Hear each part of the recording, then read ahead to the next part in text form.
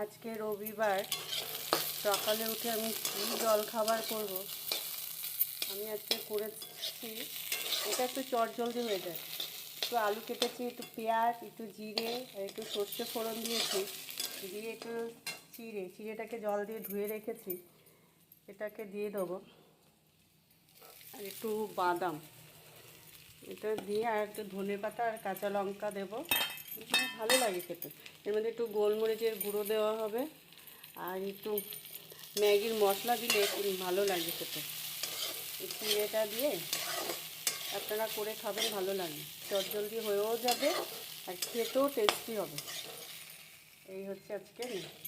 আলুটাকে প্রথমে ভাজবেন, তারপরে একটু সর্ষে জিরে ফোড়ন দেবেন, তারপরে একটু বাদাম ভেজে রাখবেন, চিড়েটা ধুয়ে রাখবেন, তারপরে হচ্ছে ধনেপাতা কাঁচা লঙ্কা, আর হচ্ছে ম্যাগি মশলা।